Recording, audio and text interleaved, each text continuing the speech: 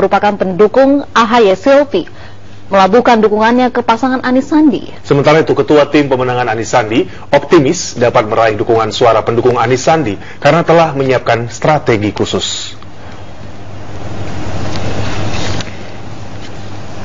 Pertimbangan kami nanti untuk memutuskan arah dukungan secara resmi Partai Amanat Nasional. Karena bagi kami prinsip pemimpin DKI itu yang menjadi taruhannya adalah karakter. Nah, tadi sudah saya jelaskan karakter seorang Basuki Cahayapurnama itu tidak cocok dengan PAN, termasuk etikanya. Ini bukan persoalan kami dengan Mas Jarod, bukan persoalan kami dengan PDIP, bukan persoalan kami dengan partai pendukung pemerintah.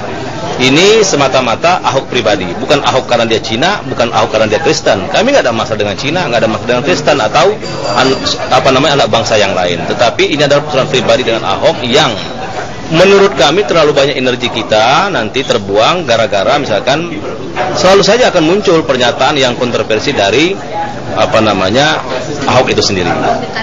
Kalau komunikasi antar partai politik sebelum putaran kedua itu kan sudah dilakukan, karena kan dulu kan ada kalau ini masuk gitu kan, kalau ini nggak masuk bagaimana. Jadi secara informal kedua pasangan ini sudah melakukan pendekatan kepada PAN, baik dari kubunya nomor 2 Basuki Jarod maupun dari Anies Sandi. Nah, itu bagi kami nggak ada masalah sebagai sesama partai politik yang memang komunikasi selama ini bagus. Ya kami dengar, kami respon maunya mereka. Tetapi sekali lagi segala sesuatu nanti akan kami putuskan secara formal. Ya formal itu PAN itu kolektif kolegial. Artinya ini bukan milik DPP pimpinan pusat saja, tapi kami ingin mendengar juga dari akar rumput yang saya katakan tadi, semua stakeholder PAN yang ada di DKI. Yang pertama, kami bersyukur kita menang di 7.017 TPS. Pak Ahok cuma 5.723. Sebaran TPS menang kita jauh lebih besar ketimbang Pak Ahok. Artinya peluang kita untuk meningkatkan jauh lebih besar. Saat yang sama kita tetap menggunakan strategi turun ke grassroots, sentuh pemilih, kuatkan TPS, kuatkan kelurahan karena suara ada di sana. Alhamdulillah, pas hari H kita langsung bertemu dengan 3 dari 4. Besoknya 4-4-nya kita temui. Komunikasi terus berjalan, tapi kami sangat memahami. Kita hargai proses politik pada tiap partai, karena partai ini kan memang harus membangun internal cohesion-nya. Jadi kita tunggu kok, yang penting tugas kami komunikasi. Dan kita bukan dukung kita, bukan. Ayo, ini programnya kita, ini kekuatan kita. Ayo monggo gabung bersama-sama menjadi tim yang memenangkan gubernur baru gitu. Bukannya dukung kita, kalau enggak. Kita ngajak mereka bersatu, bukannya menjadi orang kedua, orang ketiga, tidak. Dalam barisan. Sementara Wakil Ketua Umum Partai Demokrat Roy Suryo menyatakan hingga saat ini partainya belum menentukan pilihan mendukung paslon 2 pada saat penetapan pilkada yang kedua oleh KPUD. Ya, tapi kalau ada pendapat pribadi, ada relawan yang kemudian sekarang sudah ada kecenderungan ke salah satu pasangan calon, itu hak pribadi masing-masing, dan kami dari tim pemenangan itu tidak akan melarang karena itu demokratis. Banyak ya, terusan banyak. Saya tidak menyalahkan, kemarin juga ada komunikasi dari salah satu pimpinan parpol ya, komunikasi langsung ke kami dan itu bebas. Kita tidak melarang bahwa komunikasi itu pasti terjadi. Jadi sekali lagi kami mengapresiasi komunikasi politik masing-masing, dan ini negara terbuka, ini negara demokrasi. Silakan saja berkomunikasi, tapi sekali lagi dari tim pemenangan Agus Silvi belum ada keputusan resmi ke paslon nomor berapa. Jadi kalau ada statement, nggak apa-apa, itu anggap saja itu adalah statement pribadi atau statement perseorangan atau kelompok, tapi tidak atas nama tim pemenangan Agus Silvi. Di sisi lain, Partai Demokrat ada sesuai dengan fakta. Bukankah pasangan calon nomor urut 3 lebih mempunyai persinggungan lebih banyak karakteristik yang sama dengan pasangan AHY dan Silvi dibandingkan paslon nomor urut 2? Apakah ini bisa menjadi faktor nantinya, menjadi faktor pertimbangan dari PKB untuk menentukan pilihan suara akan dilarikan kemana? Ya, kita memang melihat bahwa ada irisan yang besar antara pasangan nomor 1 yang kita dukung dengan pasangan nomor 3. Ya. Tetapi ada pertimbangan-pertimbangan lain yang mungkin akan menjadi pertimbangan PKB. Misalnya kita hari ini sudah tidak perlu mempertentangkan satu sisi kelompok nasionalis, yang satu Islamis. Karena kedua-duanya kita harapkan siapapun yang terpilih nanti menjadi orang yang mampu menyelesaikan persoalan-persoalan Jakarta. Itu yang jadi persoalan. Jadi mulai hari ini PKB sudah mulai harus berpikir pelajaran dari putaran pertama, tidak boleh lagi ada isu-isu sektarian, tetapi lebih kepada isu ide gagasan dan pemikiran yang lebih konstruktif ke depan. Kita sudah sangat mengkhawatirkan ketika kemarin isu SARA, lalu juga fitnah, bully, hoax dan lain sebagainya, membuat investor bisa lari dengan itu. Kita ingin dengan waktu sampai tanggal 19 April betul-betul ada dua pasangan yang sama-sama punya ide gagasan yang sama, tidak orang per orang. Kalau orang per orang nanti akan orang ngomong bahwa ini adalah tarung antara Cina dengan Arab, sesuatu yang sudah tidak perlu dibicarakan di Indonesia. Indonesia diisi oleh orang dengan asal usul agama yang berbeda, suku yang tidak sama, dan itu sangat dihormati oleh PKB. PKB yang dibesarkan oleh Gus Dur, diteruskan oleh perjuangannya Pak Caimin, ini ingin tetap mengusung bahwa pluralisme adalah bagian penting dalam sejarah Indonesia, dan Pilkada DKI harus menunjukkan itu. Artinya peluang untuk masuk ke putaran kedua ini ke suara yang akan dialihkan ke dua atau ketiga masih 50-50? Masih 50-50, dan ada pertimbangan rasional pemilih kita, basis kita betul santri, dan itu sangat cocok untuk Anies. Tetapi ingat bahwa Jarod pun adalah seorang orang NU Blitar yang punya tradisi yang mirip dengan apa yang dilakukan oleh PKB dan P3, yaitu tradisi Ahlus Sunnah wal Jamaah. Dan ini tentu menjadi pertimbangan bagi kami. Maka ke depan kita sudah tidak melihat Islam non-Islam.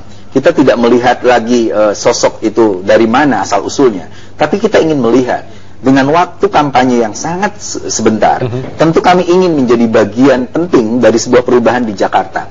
Dan PKB sudah menyiapkan, Caimin selalu bilang, jadikan pilkada ini menjadi sebuah kompetisi sehat yang melahirkan pemimpin yang hebat.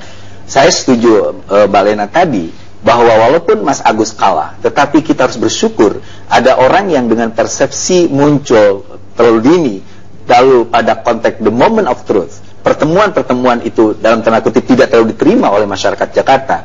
Tetapi bukankah dengan itu kita melahirkan begitu banyak pemimpin ke depan? Bukan hanya untuk Jakarta. Apakah posisi PKB sebagai salah satu partai pendukung pemerintah membuat PKB tidak leluasa menentukan sikapnya di putaran kedua nanti? Kami sudah menyatakan bahwa kami tidak memilih tidak memilih Basuki. Itu untuk menunjukkan bahwa PKB punya kedaulatan. PKB punya prinsip sendiri dalam memilih. Dan kami mendengarkan juga usulan para kiai.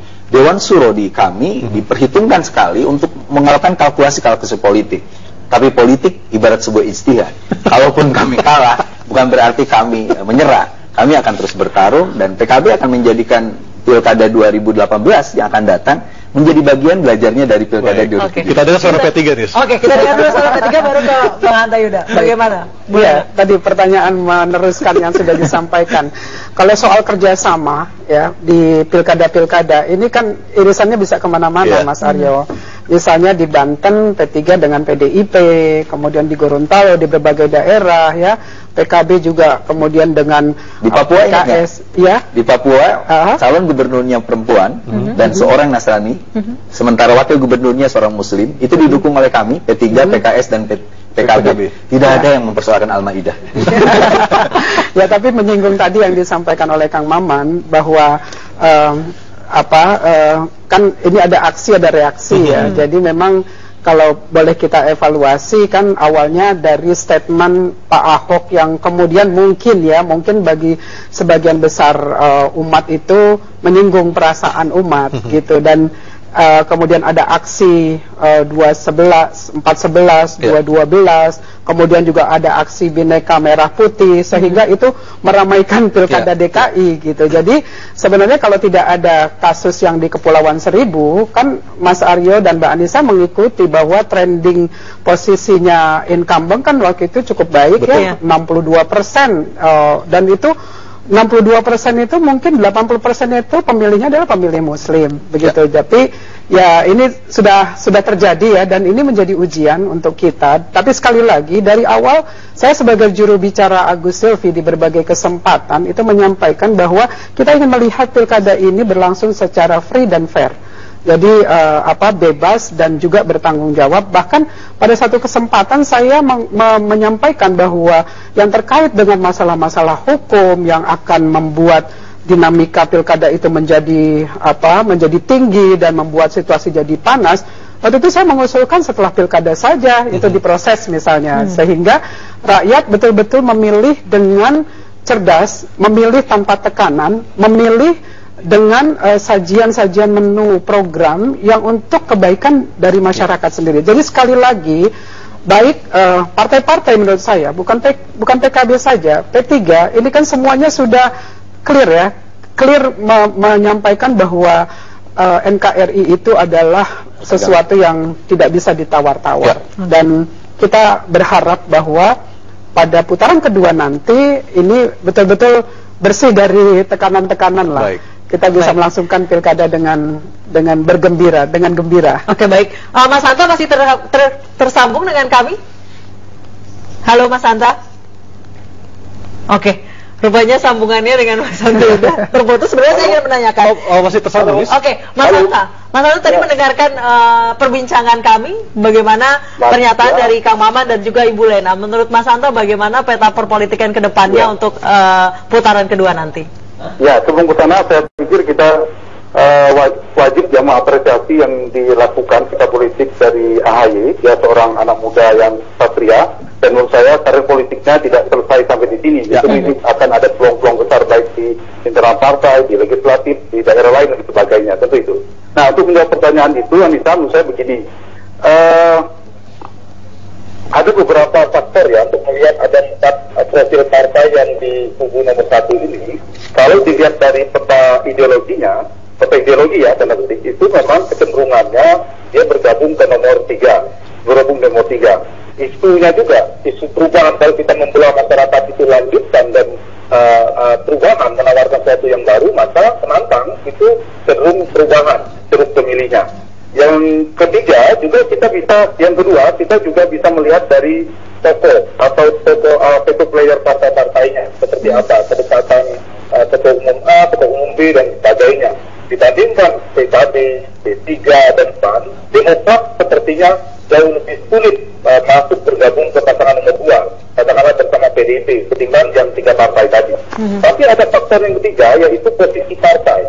Saya setuju bahwa pertimbangan partai ini nanti juga, kita tahu 3 partai ini, P3, PAN dan PKB yang juga sempat dibicarakan ya ketika pencalonan itu, mereka ini 3 partai ini berada di dalam pemerintahan.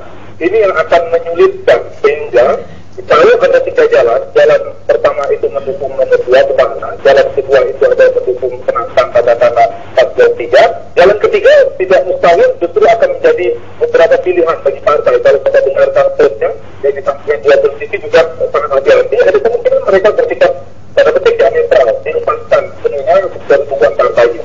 Oke. Itu yang lain yang menurut saya juga penting. Dukungan partai itu tidak terlalu linear dengan basis massa dia miliki. Baik, artinya masyarakat atau anggota P3 ataupun PKB di nantinya mereka lah yang menentukan siapa sesungguhnya yang akan mereka pilih di putaran kedua, seperti itu Mas Hanta ya? Iya, masyarakat pemilih akan lebih menentukan.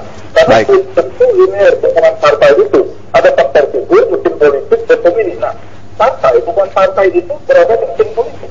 Nah, jangan-jangan belum tentu juga partai itu efektif sebagai politiknya dibandingkan para relawan. Baik. Pergerakan tim relawan itu kemana? Karena dia akan menjadi mesin politik. Selain gerakan partai akan kemana, figurnya akan kemana, katakan Pak SBY dan AHY itu menentukan. AHY dan SBY itu kemana, itu menentukan menurut saya. Ditambah tentu pemilih ya, ada pemilih psikologis dan pemilih rasional yang memiliki karakteristik yang berbeda-beda terhadap pilihan di putaran kedua nanti. Baik, Mas Hanta, terima kasih atas waktunya bergabung bersama kami, Mas. Selamat malam, Mas Hanta. Mari, selamat malam. Mari. Baik, Kang Maman, terakhir saya ke Kang Maman. Kapan PKB akan menentukan sikap untuk putaran kedua ini? Secepatnya kita menentukan sikap, karena sikap dari PKB ini yang justru akan menjadi sebuah dinamika baru dan menarik pada pertarungan pilkada. Akan menunggu real count atau secepat mungkin? Bisa secepat mungkin. Kami hari ini akan melakukan konsolidasi di beberapa tempat memang, tetapi pembicaraan tentang Jakarta menjadi prioritas bagi kami. Tergantung istiqoroh ya. Kalau dari P3 sendiri seperti apa, Ibu? Sekjen kami sendiri kan sudah menyampaikan bahwa bisa saja sebelum real count, mungkin saja, karena kan yang namanya politik ini kan momentum. Jadi momentum itu kan tidak bisa dilewatkan begitu saja. Jadi nanti akan ada pertemuan di tingkat pimpinan-pimpinan dan juga wilayah DKI sudah akan melakukan konsolidasi, karena ini kan sebenarnya bagiannya DPW DKI ini, tapi bukan DPD P3.